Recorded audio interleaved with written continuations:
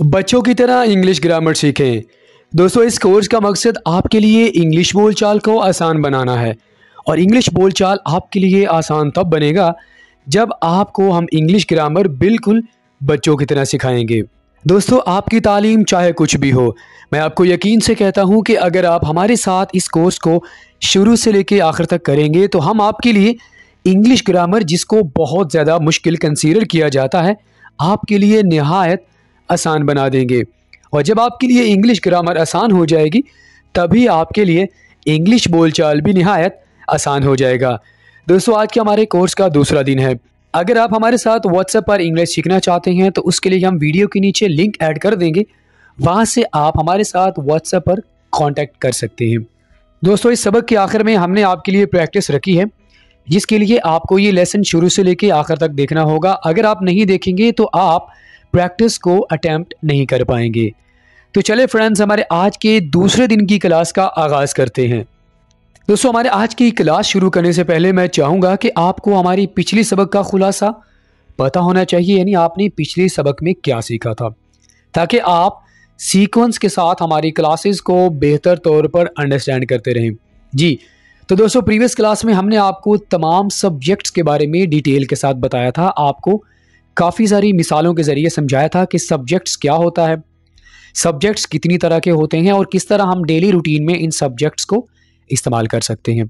अगर तो आप हमारे इस क्लास को, यानी दूसरे दिन की क्लास को पहली दफ़ा देख रहे हैं, तो मैं आपसे रिक्वेस्ट करूंगा कि आप हमारी पहली दिन की क्लास को ज़रूर देखें, ताकि आप बेहतर तौर पर हमारे इस कोर्स को अंडरस्टैंड कर सकें और आप इंग्लिश बोलचाल को अपने लिए आसान बना सकें। जी, तो दोस्तों, अब हम आपको ये बताते हैं कि आपको आज के सबक में क्या कुछ सीखने को मिलेगा। दोस्तों, आज का लेसन भी हमारा बहुत ज़्यादा बेसिक है, जो कि इंग्लिश सीखने से पहले, यानी जब आपका ये माइंड बने कि आप इंग्लिश सीखने जा रहे हैं और आपको ग्रामर सीखनी है, तो ये वाली चीज़ आपको ज़रूर पता होनी चाहिए। दोस्तों, इंग्लिश में इसे कहा जाता है पार्ट्स ऑफ सेंटेंस, और उर्दू में इसे कहा जाता है फ़िक्रे के हिस्से। ये हिस्से से आपको पता चल जाना चाहिए कि हम क्या बात करने जा रहे हैं। ठीक है दोस्तों, आज के वीडियो लेसन में आपको ये सीखने को मिलेगा कि सेंटेंस के कितने हिस्से होते हैं। दोस्तों, सेंटेंस 3 चीज़ों से मिलकर बनता है। अगर आपने हमारी प्रीवियस लेसन को नहीं देखा तो आपको ये समझ नहीं आएगा। बहरहाल, हम आपको ये बता देते हैं कि सेंटेंस 3 चीज़ों से मिलकर बनता है: सब्जेक्ट, वर्ब, ऑब्जेक्ट।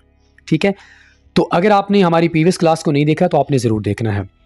सेंटेंस 3 चीज़ों से मिलकर बनता है: सब्जेक्ट, वर्ब एंड ऑब्जेक्ट। तो आज की वीडियो लेसन में मैं आपको ये बताऊंगा कि सब्जेक्ट कहाँ पर आएगा, वर्ब को कहाँ पे इस्तेमाल करेंगे और ऑब्जेक्ट को हम कहाँ पर इस्तेमाल करते हैं।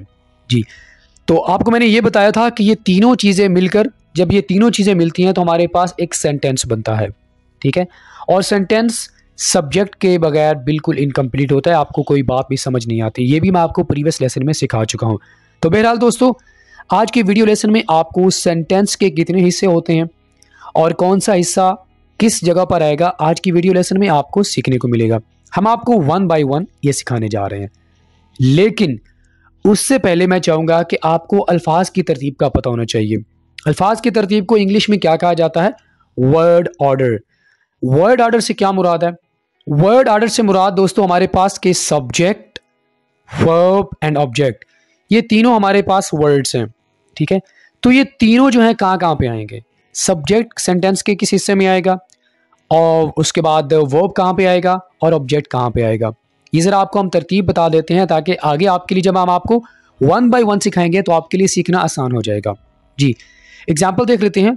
ही रीड्स बुक, वो पढ़ता है किताब, यानी वो किताब पढ़ता है। तो देखा आपने, सब्जेक्ट हमारे पास शुरू में आ गया, ये आपने अपने माइंड में रखना है। उसके बाद वर्ब आ गया, रीड्स, वो पढ़ता है। क्या पढ़ता है? वो किताब पढ़ता है। एक और एग्जाम्पल आपको दिखाते हैं। शी ड्रिंक्स मिल्क, वो दूध पीती है। ठीक है, तो यहाँ आपको मैंने अल्फाज की तरतीब बताई है कि कौन सा लफ्ज़ कहाँ पर आएगा, यानी सेंटेंस के किस हिस्से में आएगा। आपने देखा कि सब्जेक्ट हमारे पास सबसे पहले आ रहा है, उसके बाद वर्ब आ रहा है और आखिर में हमारे पास ऑब्जेक्ट आएगा। आपको 2 मिसालें देकर आपको मैंने समझा दिए। थोड़ा सा आपको आइडिया हो गया होगा कि अल्फाज की तरतीब क्या होती है और हम सब्जेक्ट्स, वर्ब, ऑब्जेक्ट को सेंटेंस के किस जगह पर हमने इस्तेमाल करना है। मज़ीद आपको क्लियर हो जाएगा, आपने मेरे साथ ये लेसन आखिर तक ज़रूर देखना है। जी, तो अब हम आपको वन बाय वन बताते हैं कि सब्जेक्ट कहाँ पर आएगा, उसका काम क्या होता है, और आपको कुछ एग्जाम्पल्स भी देंगे ताकि आप बेहतर तौर पर समझ सकें। दोस्तों, आपको मैंने बताया था कि सब्जेक्ट हमारे पास सेंटेंस के शुरू में आएगा, ठीक है। तो पहला नंबर हमारे पास सबसे किसका होगा, सब्जेक्ट का होगा। सेंटेंस आप जैसे ही स्टार्ट करेंगे, शुरू में आप किसको मेंशन करेंगे, शुरू में आप किसकी बात करेंगे, किसको लिखेंगे, आप सब्जेक्ट को लिखेंगे। सब्जेक्ट का फंक्शन क्या होता है, इसके लिए आपको हमारी प्रीवियस लेसन ज़रूर देखना पड़ेगा आपको, क्योंकि उसमें मैं आपको डिटेल के साथ बता चुका हूँ, ठीक है। मिसालें देख लेते हैं जी। वो एक डॉक्टर है, शी इज़ अ डॉक्टर। वो एक लड़का है, ही इज़ अ बॉय। मैं अली हूँ, आई एम अली। तो यहाँ पर आपने फाइंड आउट करना है कि सब्जेक्ट कौन सा है, क्योंकि आपको मैं पहले दो मिसालें देकर समझा चुका हूँ। अगर आपको बेहतर तौर पर ये लेसन समझ आ चुका है, यानी कुछ आइडिया आपको हो चुका है, तो आपने बताना है कि सब्जेक्ट कौन सा है। जी, आपने बिल्कुल सही गैस किया दोस्तों। सेंटेंस के शुरू में हमारे पास सब्जेक्ट आता है, तो ये हमारे पास सब्जेक्ट हुआ। इसी तरह इस सेंटेंस में हमारे पास शुरू में ही आ गया, तो ये सब्जेक्ट हुआ, और ये हमारे पास है जी सब्जेक्ट। तो यहाँ तक बात हमारी क्लियर हो गई है जी। सब्जेक्ट कहाँ पर आएगा, सेंटेंस के शुरू में आएगा। उसके बाद हमारे पास क्या आता है, वर्ब। सेकंड नंबर पे हमारे पास क्या आएगा जी दोस्तों, वर्ब आता है। वर्ब क्या होता है ये आपको मैं थोड़ा सा बता देता हूँ दोस्तों। वर्ब किसी भी एक्शन को कहते हैं। सुबह से लेकर शाम तक आप बहुत सारे काम कर रहे होते हैं, तो इसे हम क्या कहते हैं, वर्ब कहते हैं। बहरहाल वर्ब को हम सेंटेंस के किस जगह पर इस्तेमाल करेंगे, दूसरा नंबर वर्ब का होगा। पहला नंबर सब्जेक्ट का, दूसरा नंबर वर्ब का होगा। वो बिल्ली को पसंद करते हैं, दे लाइक कैट। सब्जेक्ट की बात हम कर चुके हैं। अब हम बात कर रहे हैं दोस्तों इस वर्ड की जिसे इंग्लिश में वर्ब कहा जाता है, और आपको मैं बता चुका हूं कि ये सेंटेंस के दूसरे नंबर पर आएगा। पहले नंबर पर सब्जेक्ट आ गया, दूसरे नंबर पर वर्ब आ गया, और तीसरे नंबर पे क्या आएगा वो आपको हम बाद में बताएंगे। वो इंग्लिश पढ़ाती है, शी टीचेस इंग्लिश। टीचेस दूसरे नंबर पर आ गया, ये हमारे पास वर्ब है, ठीक है। हम खाना खाते हैं, वी टेक मील।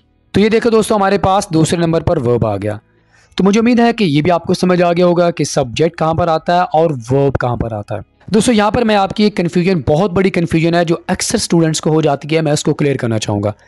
वर्ब को आमतौर पर यह समझा जाता है, यानी कोई भी एक्शन, दुनिया में कोई भी काम हो उसे वर्ब कहा जाता है। लेकिन आज मैं आपको बताऊंगा कि वर्ब को सिर्फ हम किसी भी एक्शन के बारे में बात करने के लिए इस्तेमाल नहीं करते, बल्कि हमारे पास वर्ब का एक और फंक्शन भी है जिसे हम इंग्लिश में कहते हैं स्टेटिव वर्ब। यानी हमारी किसी भी हालत को बताता है, वो हमारी फीलिंग्स हों, हमारे इमोशंस हों, उसके बारे में बात करने के लिए भी हम वर्ब का इस्तेमाल करते हैं। तो आज के बाद अपने माइंड में रख लें कि वर्ब सिर्फ एक्शन को नहीं कहते, बल्कि हमारी जो हालत होती है, जो हमारी कंडीशन को बताने के लिए भी हम वर्ब का इस्तेमाल करते हैं, ठीक है। जैसे कि वो उसे पसंद करती है, शी डिसलाइक्स हिम। अब यहाँ पर पसंद नहीं होगा, वो उसे नापसंद करती है, ठीक है। तो यहाँ पर किसी को नापसंद करना ये एक तरह की फीलिंग है, इमोशंस हैं इंसान के। तो डिसलाइक हमारे पास क्या आ गया, वर्ब आ गया, ठीक है। मैं उससे प्यार करता हूँ, आई लव हिम। लव हमारे पास क्या आ गया, ये हमारे पास स्टेटिव वर्ब आ गया, ठीक है। ये आप अपने इमोशंस बता रहे हैं।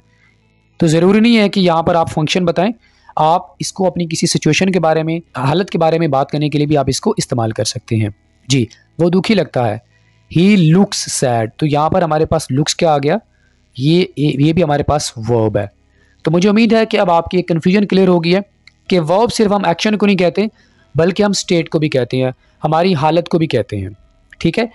तो दोस्तों, अब हम आगे मूव करते हैं, आपको बताते हैं कि तीसरे नंबर पर यानी सेंटेंस के आखिर में क्या आएगा। दोस्तों, तीसरे नंबर पर हमारे पास जो आएगा वो होगा ऑब्जेक्ट, ठीक है। ऑब्जेक्ट क्या होता है, यानी जिस पर काम किया जाए। आमतौर पर आप इसको ये कहते हैं ना कि जिस पर काम किया जाए, वही हमारे पास ऑब्जेक्ट होता है। तो आज मैं आपको बताऊंगा कि ऑब्जेक्ट हम सेंटेंस के किस हिस्से में इस्तेमाल करेंगे। दोस्तों, ऑब्जेक्ट को हमेशा सेंटेंस के आखिर में इस्तेमाल किया जाता है। कहाँ पर, सेंटेंस के बिल्कुल आखिर में जो भी होगा वो हमारे पास क्या आएगा, ऑब्जेक्ट होगा जी। तो मिसालें देख लेते हैं। वो पानी पीता है, ही ड्रिंक्स वाटर। तो ये देखो, तीसरे नंबर पर हमारे पास क्या आ गया, वाटर, यानी हमारे पास ऑब्जेक्ट आ गया। अब यहाँ पर बात हो रही है पीने की, तो वो किसको पीता है, ठीक है। वो किसी न किसी चीज़ को तो पीता होगा ना। वो याद रखिएगा, ऑब्जेक्ट के बगैर भी आपका सेंटेंस कंप्लीट नहीं होता, क्योंकि हम किसी न किसी काम को कर रहे होते हैं, ठीक है। तो जिस चीज़ पर हम काम को कर रहे होते हैं वो हमने मेंशन करना होती है, उसे हम ऑब्जेक्ट कहते हैं। तो तीसरे नंबर पर क्या आ गया? ऑब्जेक्ट आ गया। वो खाना खाती है, शी ईट्स मील। वो किस चीज़ को खा रही है? वो खाने को खा रही है। तो जिस चीज़ पर काम हो रहा है उसे हम ऑब्जेक्ट कहते हैं, और ऑब्जेक्ट हमेशा सेंटेंस के तीसरे दिन ही आखिर में आएगा। मैं स्कूल जाता हूँ, आई गो टू स्कूल। मैं कहाँ पर जा रहा हूँ? स्कूल। तो स्कूल मेरे पास, हमारे पास क्या हुआ? ऑब्जेक्ट हुआ, और इसे हम सेंटेंस के आखिर में मेंशन करेंगे। तो यहाँ पर दोस्तों मुझे यकीन है कि आपको समझ आ गया होगा। आज के बाद आपको ये कन्फ्यूजन नहीं रहेगी कि सब्जेक्ट को कहाँ पर लेके आना है, वर्ब को कहाँ पर लेके आना है, और ऑब्जेक्ट को कहाँ पर लेके आना है। सब्जेक्ट सबसे पहले आएगा सेंटेंस के शुरू में, वर्ब सेकंड नंबर पर आएगा, और ऑब्जेक्ट तीसरे नंबर पर आएगा। आपको मैंने मिसालों के साथ समझा दिया है। अब हम आपको क्या सिखाने वाले हैं? अब हम आपको फ़िक्रे बनाने का तरीका सिखाएंगे। सबसे पहले आपको मुस्बत जुमले सीखने को मिलेंगे, तरतीब के साथ हम आपको बताएंगे, और मुझे उम्मीद है कि इन एग्जाम्पल्स को सीखने के बाद मज़ीद आपके जो कॉन्सेप्ट्स हैं वो क्लियर हो जाएंगे और आपकी कन्फ्यूजन भी क्लियर हो जाएगी। जी, आई गो टू स्कूल, मैं स्कूल जाता हूँ। उर्दू में हमारे पास इसकी जो ट्रांसलेशन होगी, यानी अगर हम वर्ड टू वर्ड करेंगे तो थोड़ी सी डिफरेंट होगी, लेकिन हमने इसको ये देखना है कि इसकी क्या ट्रांसलेशन होगी। मैं स्कूल जाता हूँ, मैं जाता हूँ स्कूल। आई सब्जेक्ट आ गया हमारे पास, उसके बाद वर्ब आ गया, और आखिर में हमारे पास क्या आ गया?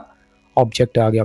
अब आपने गौर करना है, ये जो आपको मैं मिसालें दे रहा हूँ आपको सिखाने के लिए मिसालें दे रहा हूँ, ताकि आपकी ये कन्फ्यूजन क्लियर हो जाए और आपको जो मैंने समझाया है वो भी आपको समझ आ जाए कि हम सब्जेक्ट को कहाँ पे लेके आ रहे हैं, वर्ब को कहाँ पे लेके आ रहे हैं, और ऑब्जेक्ट को कहाँ पे लेके आ रहे हैं। आगे देखिएगा, ही प्लेज क्रिकेट, वो क्रिकेट खेलता है। वी ड्रिंक टी, वी क्या हमारे पास, ये आपने मुझे बताना है, ठीक है। वी ड्रिंक, सेकंड नंबर पे हमारे पास क्या आता है? जी, आप समझ चुके हैं। और थर्ड नंबर पे ऑब्जेक्ट, बिल्कुल, that's good. Ali writes a letter, Ali एक खत लिखता है। मुस्बत बनाने का तरीका आपको मैंने समझा दिया है। हम यहाँ पर डू डस को नहीं लेके आएंगे। जी, तो दोस्तों यहाँ तक आपको मैंने सिखा दिया कि आप मुस्बत जुमले किस तरह बनाएंगे। ये चीज़ सीखना भी आपके लिए बहुत ज़रूरी है। अब आगे हम आपको बताते हैं कि अगर आप मनफी जुमले बनाना चाहते हैं तो आप कैसे बनाएंगे। आपने गौर करना है दोस्तों, मनफी जुमले बनाने का बिल्कुल आसान तरीका है। आपने डू नॉट या डज नॉट का इजाफा करना है बस, और इसमें कोई रॉकेट साइंस नहीं है। सिंपल से अपने माइंड में रख लें कि डू नॉट या डज नॉट को आप सब्जेक्ट के बाद ले आएंगे, आपके पास क्या बन जाएगा? मनफी फिक्रा बन जाएगा। बाकी आप सेंटेंस की तरतीब बिल्कुल सेम रखेंगे। वो कैसे? I do not go to school, ये देखिए हमारे पास पहले क्या था? मैं स्कूल जाता हूँ, आई गो टू स्कूल। तो आई और गो टू यानी वर्ब के दरमियान में मैंने डू नॉट को मेंशन कर दिया, तो ये हमारे पास क्या बन गया? मनफी जुमला बन गया। इसी तरह he does not play cricket, वो क्रिकेट नहीं खेलता। तो सब्जेक्ट और वर्ब के दरमियान में मैंने डज नॉट का इजाफा कर दिया, ठीक है। तो ये हमारे पास क्या बन गया? मनफी फिक्रा बन गया। We do not drink tea, हम चाय नहीं पीते।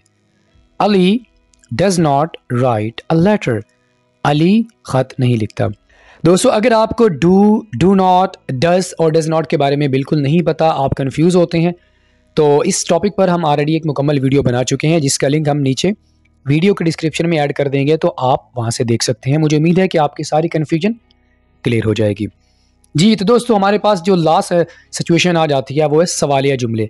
सवालिया जुमले बनाने का आसान सा तरीका होता है कि हमने हेल्पिंग वर्ब को शुरू में लेके आना है, बाकी हम सेंटेंस को बिल्कुल सेम रखेंगे। वो कैसे?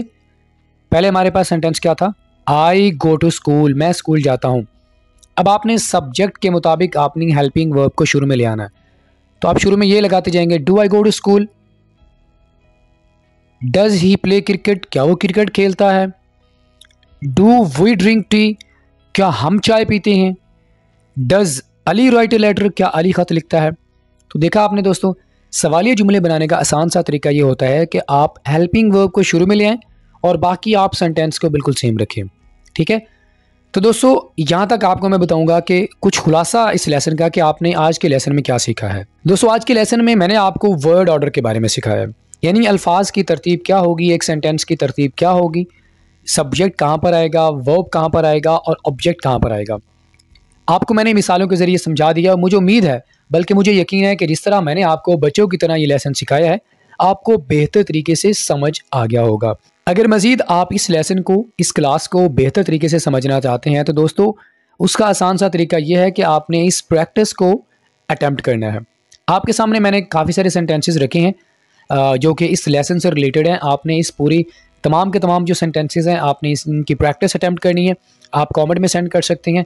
अगर आप हमारे साथ व्हाट्सएप पर कांटेक्ट करना चाहते हैं, व्हाट्सएप पर अपनी जो प्रैक्टिस है वो सेंड करना चाहते हैं, तो उसके लिए वीडियो के डिस्क्रिप्शन में आप हमारे व्हाट्सएप ग्रुप को ज्वाइन कर सकते हैं। वहाँ पर लिंक पे क्लिक करें और व्हाट्सएप पर कांटेक्ट करें। हम आपकी प्रैक्टिस को अच्छे तरीके से चेक करेंगे और आपको फीडबैक भी देंगे कि आपने आज के लेसन को कितना अच्छे तरीके से सीख लिया है।